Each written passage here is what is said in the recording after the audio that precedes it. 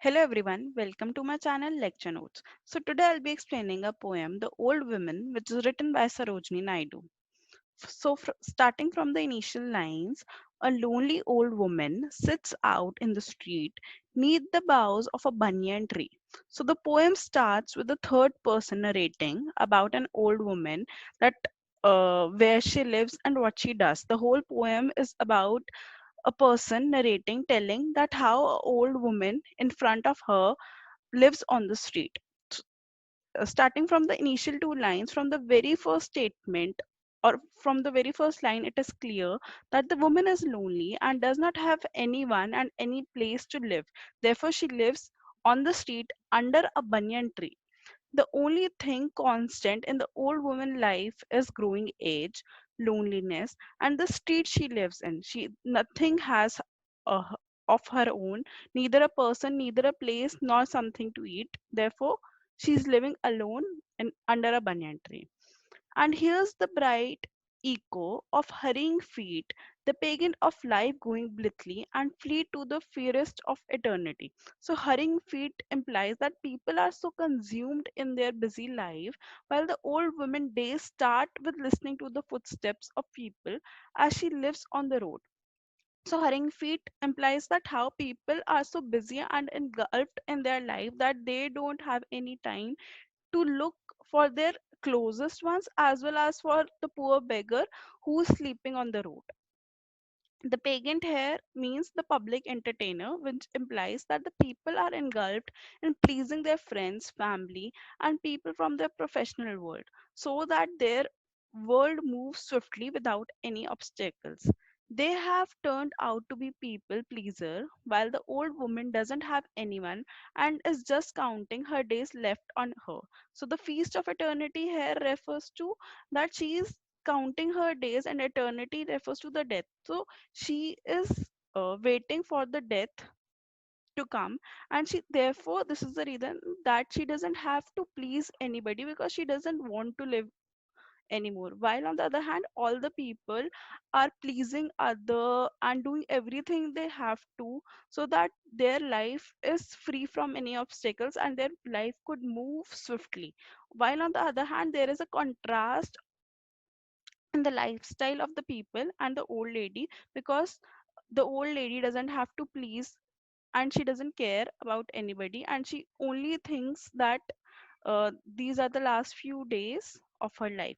Her tremulous hand holds a battered white bowl. Tremulous means shaking hands because of her old age, and battered white bowl implies the old bowl which has become the part and parcel of her life. Battered means almost which is used for many many years.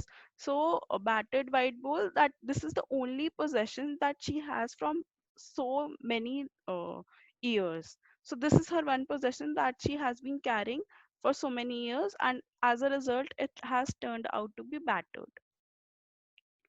If perchance in your pity you fling her a dole, she is poor, she is bent, she is blind.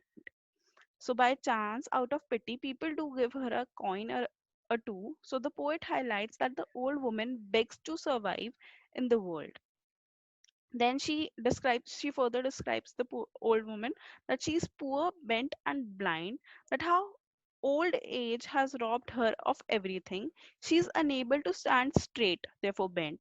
She cannot think properly, therefore blind, and lost relation as well as money. So, how old age has robbed her of everything, whether it is her eyesight, whether it is her ability to stand straight, or whether her ability to see things, or whether she's leading a lonely life because age has not left her with anything. She lifts a brave heart to the jest of the days. Then she gives the third person narrator tells about the positive point of the old lady, that no matter what has happened with the poor old woman, she is able to lift she is able to lift her mood, and with a brave heart she wakes up every day and do her work every day, that is whether it is begging or any other work. She lives the day fully according to her. and her withered brave voice croons its paean of praise by the gay word kind of unkind. So, though she is unable to lift her social status or stoop the aging, but in her spirits, which are high throughout the day. So, the old woman has lot of problems, whether it is money, loneliness, aging, but still she has the courage to live every day. And then the next line croons its paeans that she sings a song of triumph with her loud voice. She sings, praising the Lord and not bothering about the world, whether it is listening or not, kind or unkind, that she doesn't bother that the people are listening to her voice, to the song or not, because she's happy and content and the world doesn't bother her anymore. So the last three lines, La illa illa Allah, these three lines are used, these three lines are from Arabic language, and here the old woman is singing and talking about the God, the Allah, in hope of your succor, how often in vain. So patient she sits at my gates. Cor means help by someone. Since the old woman is in poverty, so she begs to devour her stomach and hopes people will sympathize and help her, but often her hopes are in vain. So patient she sits. In the last paragraph, we are told that she has a lot of courage, and this paragraph we are given one more adjective about the old woman, that she has a lot of patience. She waits and hopes that people will help her, and the major help she wants is from God. Therefore, she sings a song for God every day in the face of the sun and the wind and the rain. So the third person narrator tells that no matter what the weather conditions are, whether it is windy, sunny, or it is raining, the old woman poverty makes her sit at narrator's gate every day. So we are finally told the further about the location, that the old woman lives under the banyan tree outside the narrator gates, and she sleeps every day there, holding converse with poverty, hunger, and pain, and the ultimate sleep that awakes. Ultimate sleep here has been referred to the death she is waiting for, because she has already covered the path of hardship of poverty, hunger, and pain, and now she is waiting for death. In her youth, she had comforted lover and son. In her very old age, oh dear God, is there none? So now the poet is explaining that the old woman's background, saying it's not like she was this pathetic in her youth, that she was so much lonely in her youth also. She tells that how she was leading, the old woman was leading a comfortable life with her husband and son, but now when she is old, there is no one to look after or take care of her. With the age, the old woman has lost everything. Oh dear God, is there none? That there is no son, no relative, no husband left, and she is left lonely on the road. To bless her tired eyelids to rest. Again, referring to death. Now, the poet is herself asking to God to relive old woman from earthly pain and lead her final sleep, where her tired eyelids can be closed forever.